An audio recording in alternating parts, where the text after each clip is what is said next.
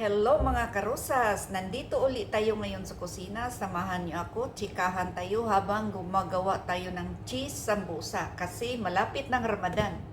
So ilagay natin sa Tupperware, ilagay natin sa freezer para anytime na magluto tayo, kukuha na lang tayo sa freezer, handa na ang lahat. Ngayon ang gawin ko is cheese sambusa, sunod na araw meat, sunod potato, para naka-ready na lahat.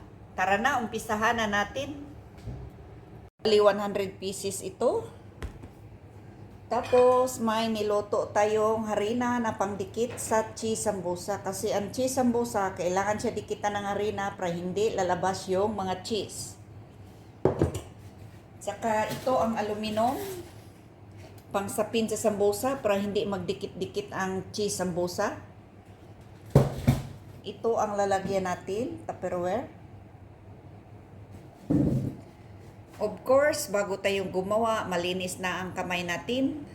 Karusas, itabi natin lahat.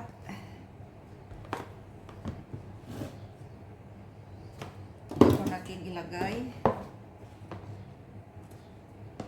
So, pwede na wala itong chopping board. Dito na lahat. Ayan. Madali lang gawin mga karosas. Lagyan natin ng pandikit para hindi lumabas yung mga cheese habang nagprito tayo. Kailangan lagyan ng cheese yung sa gilid. Kailangan lagyan ng harina sa tagiliran para hindi lumalabas yung mga cheese.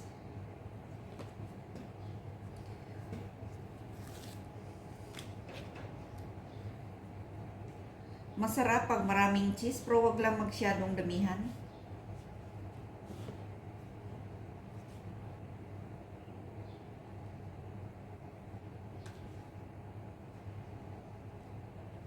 Tapos gawin natin, ganito natin pagkagawa.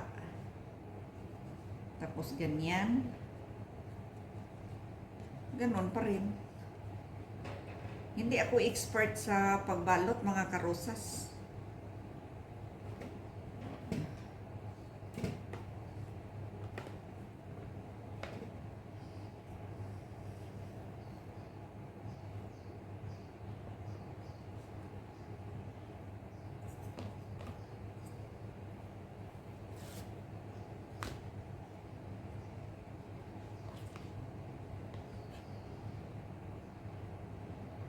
Damihan natin ng cheese para mas lalong sumarap.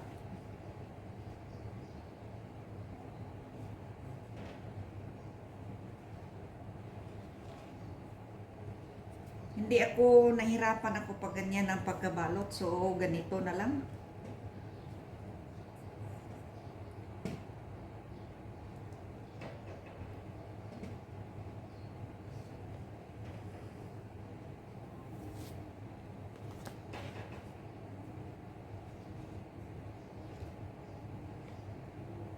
Damihan natin ng cheese.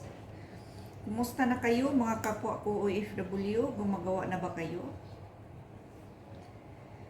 Ngayong araw na to parang napakalungkot ko. Parang, iwan ko ba? Parang na-homesick ako. Kahit matagal na ako dito, nakaramdam din ako ng homesick. Minsan ang sarap naisip ko, sana nandoon ako sa Pilipinas ngayon.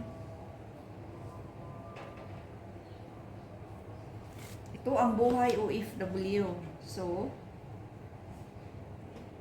kaya nilibang ko na lang sa pag-vlog para mabawasan yung homesick ko.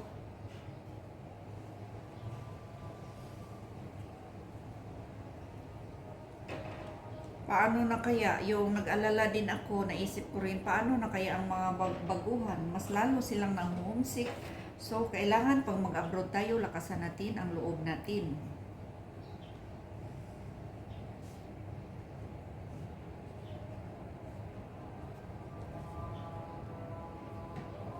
Gusto ko kasi yung maliit na balot.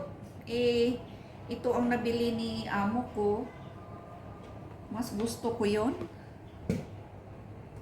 Kasi pakiramdam ko, mas madali yung gamitin at saka ano, maganda tingnan. Ito napakalaki kasi, pero okay din, masarap din ito kasi with oil ito na ano, sambusa leaves.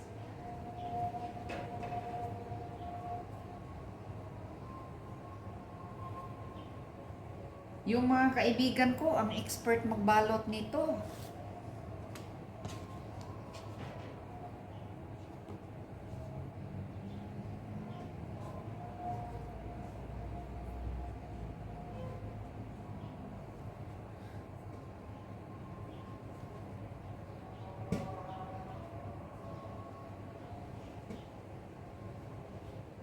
Ayan.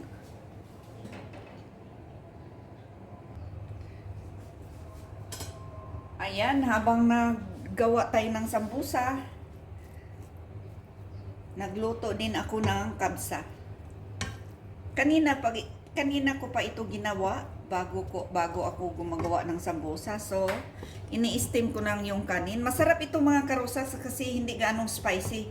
Nagpula-pula ito dahil sa paprika at saka kamatis. Yung kamatis dito, kinoskos ko.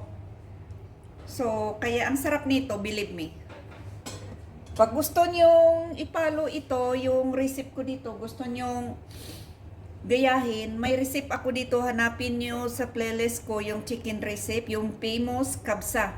Ang sarap nito kasi yung kamatis niya, kinuskos ko, at saka yung kunti lang yung onion ko, hiwa-hiwa ng pino, at saka ang spices dito, paunti-unti lang, hindi madaming spices para mas masarap.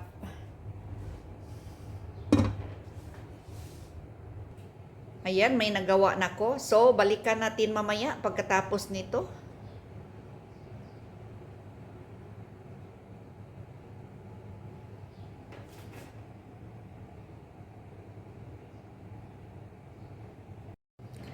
Ayan, tapos na ang sambusa natin. Cheese sambusa. Ready to lagay na sa freezer. Para anytime, pag gustong magluto sa Ramadan, kukuha na lang tayo. Handa na ang lahat. Natapos ko talaga ang 100 ka sambusa leaves.